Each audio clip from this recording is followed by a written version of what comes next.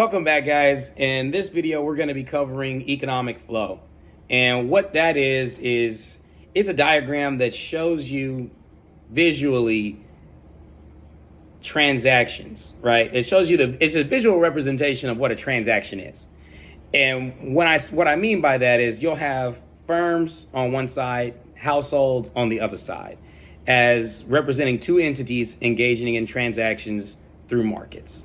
So you have households who basically have a surplus of labor, and they provide that labor in a labor market for sale.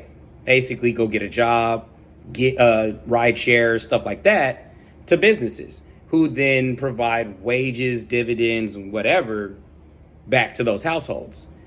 Those households then use those wages, spending wages, funds, however they got them, to then go into consumer markets and purchase goods and services from businesses. So, that labor that those households, perform for businesses for sale in labor markets, that same labor is then being used to produce goods and services that is then marketed back to those very same households for sale. And what you end up experiencing is a circular flow of goods and services that flow continuously. Right. And as an accountant or an accounting professional, our goal is to drill down and figure out where you are making gains and losses on the sale of goods and services or your labor. We do that by doing bookkeeping. And as much as I don't like it, because it can get boring, the analysis is what's important for bookkeeping. Because say, for example, you bought, everyone's done this before. You bought a car. You got the car. It's $3,000. You put another $2,000 into the car. You buy some goods and services. You put it into the car. So you got $5,000 in this car. So you go to sell the car, but you're struggling with selling the car. You can't really get it out, and it's time. You're trying to flip your money so you can get your money out of it, because every day you haven't sold it, you're not getting your money back. So someone approaches you and they offer to buy the car for $4,000. Okay, so since you haven't been able to sell the car, you sell the car for $4,000. What you've just experienced in that transaction is a loss of $1,000 on the sale of that car. You lost money on that car. But that was economic flow. You bought the car. You then bought more goods and services to put into the car so that you could then sell the car in consumer market, but you couldn't get your money all the way out of that car.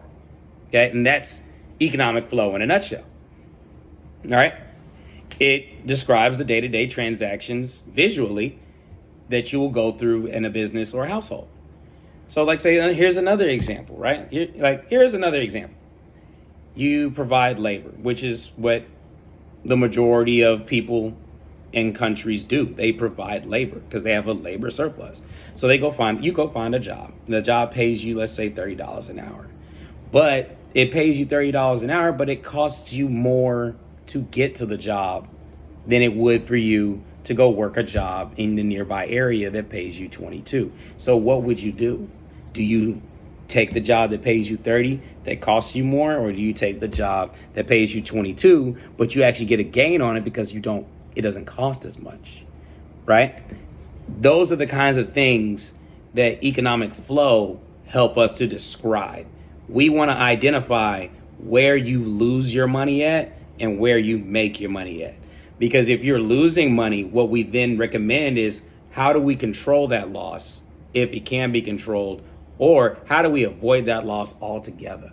How do we not incur this expense? Because if we have to deal with that expense, how do we reduce it? How do we control it so that it doesn't eat into your bottom line?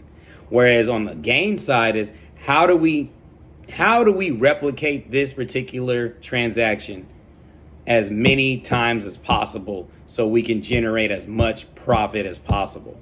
That is the purpose of economic flow, not necessarily supply and demand. Supply and demand, while it is important, it's very important from an economic standpoint. From a day-to-day business operation standpoint, it's not as important, because as a business and as an individual, what you're going to seek to do is to establish a monopoly, not necessarily a legal monopoly because those are illegal. You want to establish an advantage that you have to yourself that you can control.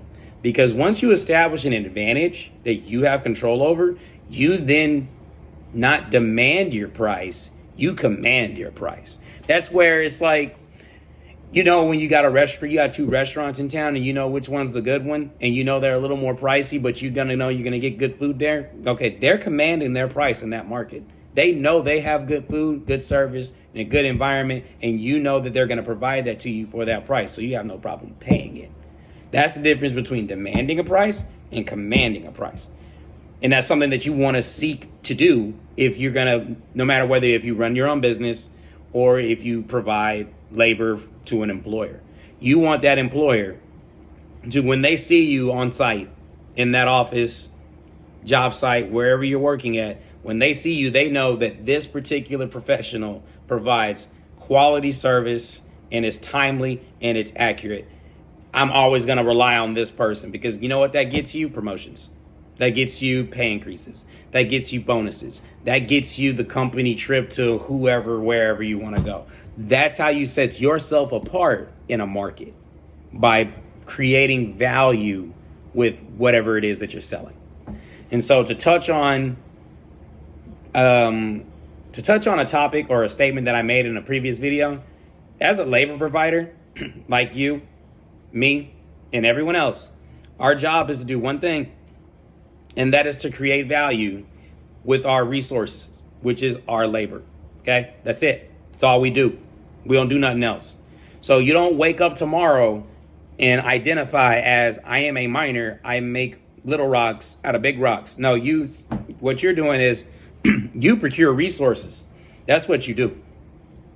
You just happen to be mining. You know a mining operation. You know how to do it safely. You know how to do it quickly. You know how to get the right kind of resources. You know how to prospect. That's your labor, not the nuts and bolts technical skills of what a miner does. Excuse me. That's how you create value with your labor. Okay? That's what's important. And that's why economic flow as a concept is important. Because if you weren't creating value with your labor, businesses aren't hiring for that. And if you want to see an example of that, we used to have, I think about 15, 16 years ago, we used to have call centers all over America. And then call centers started to be expensive. So businesses thought, well, we can just outsource it to other countries, because as they learn English, their wages we can control and keep them low. And so we outsourced this job to other nations where we can get it for cheaper.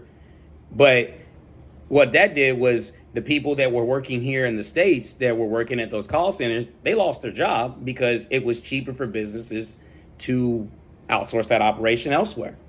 And so that left them with a decision to make. Do they learn something new or do they do nothing? And in an economy, you always want to learn something new, because as technology advances and things change in a business environment, you never know what's going to happen until it happens. So those people that learned to create value or use their skills in that call center to create value were able to transition into other roles instead of just getting laid off and just sitting there. That's what will keep you safe, and that's what will protect your bottom line. But in the next video, we're going to go over transactions, because that's the real meat and potatoes of what we're trying to do. I'm going to show you how to identify gains on loss. Not gains on loss, but I'm going to show you how to identify gains on sale and loss on sale, which is where you create your bottom lines. Anyway, thank you for watching. Have a good one. See you later.